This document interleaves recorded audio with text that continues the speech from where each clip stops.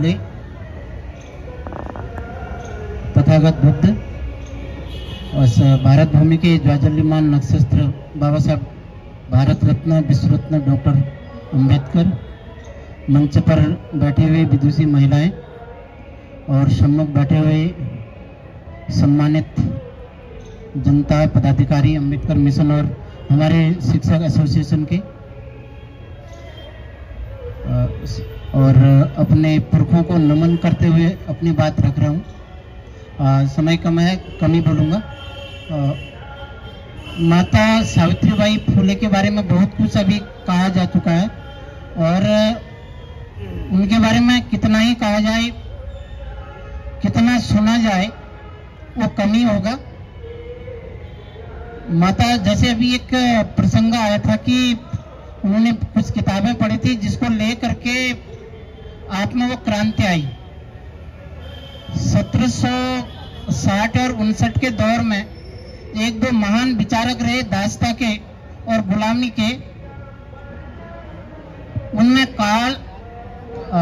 Thomas Carlsen और William Wilberforce का जन्म 1960 में हुआ था और कार्स का हुआ था 1959 में।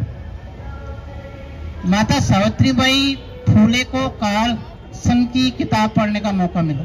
थॉमस कार्लसन का, और उनको बहुत प्रेरणा मिली क्योंकि वो नीग्रो दास्ता की गुलामी के लिए काम कर रहे थे। ये 2-3 महापुरुष, और जिनकी वजह से ही इंग्लैंड में 1833 में दास्ता से उसको मुक्त कर दिया गया था। उन्होंने लंबा संघर्ष करा और उस लंबे संघर्ष को जो है आज भी याद किया जाता है। और वो जब माता सावित्रीबाई ने वो चीज पढ़ी और थॉमस पेन को जब उन्होंने नजदीक से देखा, और उनकी एक किताब है द राइट्स ऑफ मैन, उनको उन्होंने जब पढ़ा तो उनको देखा कि कैसे हम मानवाधिकार और लोगों की दास्ता से मुक्ति कराने के लिए क्या होता है और लोगों की स्वतंत्रता में जीने का क्या मजा है, वो जब उन्होंने देखा और ये नजदीक से गुलाम लोगों को देखने का मौका उस किताब के माध्यम से उनको मिला। और माता सावित्रीबाई फुले ने 9 वर्ष की आयु में उनकी शादी हो गई थी और जैसा कि बताया गया और ज्ञाति है सभी को, 1831 में जब उनका जन्म हुआ था। थोड़ा पीछे जाएंगे, 4 साल पहले 1827 में जब बाबा ज्योतिबा फुले का जन्म हुआ था, और उनसे जो उनके गुरु भी रहे, पति भी रहे, उनसे जो उनको घर में दीक्षा मिली और जो उन्होंने पढ़ाई की, और फिर 4ठी कक्षा में उनका एडमिशन हुआ और उन्होंने जब किताबों का ज्ञान हासिल करना शुरू करा और एक नई ज्योति शिक्षा की जलाई। उन दिनों मनुस्मृति के द्वारा जो अघोषित संविधान था वो चलता था और महिलाओं को उसमें कुछ भी अधिकार नहीं थे, न विधवा विवाह का अधिकार था, न शादी करने का अधिकार था। ऐसे समय में जब बंगाल के गवर्नर विलियम बेंटिंग ने सती प्रथा का अंत किया तो वो जो विधवा महिलाएं थी उनके जीने की समस्या होगी, क्योंकि उनको कोई उनकी सुबह शक्ल नहीं देखना चाहता, कोई घर नहीं देखना चाहता था। तो उन्होंने एक विधवा आश्रम खोला उनके लिए और वहाँ उन महिलाओं को जो है आश्रय दिया विधवा आश्रम में। वहाँ और भी जो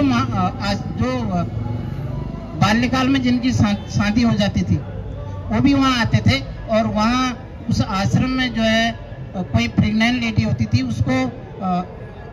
वहाँ बच्चा करने की भी जो सुविधा थी, और वो अगर बच्चा अपने साथ ले जाना चाहे ले जाती थी, अगर न ले जाना चाहे तो उस आश्रम में छोड़ भी सकती थी।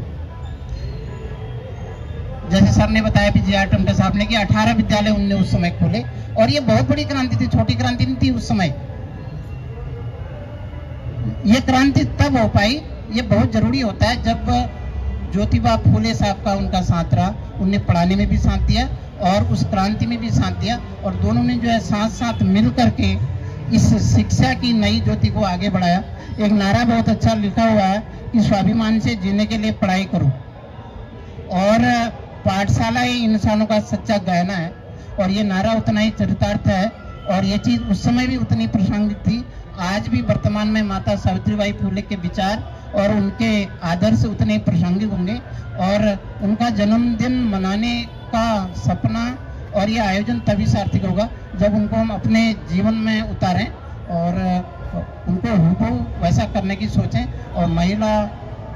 जो शक्ति मातृशक्ति यहाँ पर है उनसे भी कहना चाहूँगा कि वो किताबें पढ़ें जो जैसे ज्योतिबा फुले की गुलामगिरी है और थॉमस कार्लसन की बुक्स हैं, थॉमस पेन की बुक्स हैं जो गुलामगिरी लिखी हुई है, विलियम विलफोर्स की है और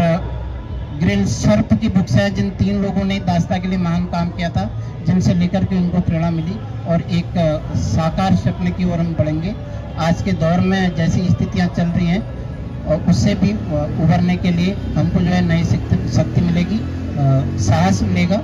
और हम एक अग्रसर और प्रबुद्ध और बुद्ध की भारत की ओर बढ़ेंगे। जय भीम, जय भारत, जय विज्ञान, जय संविधान।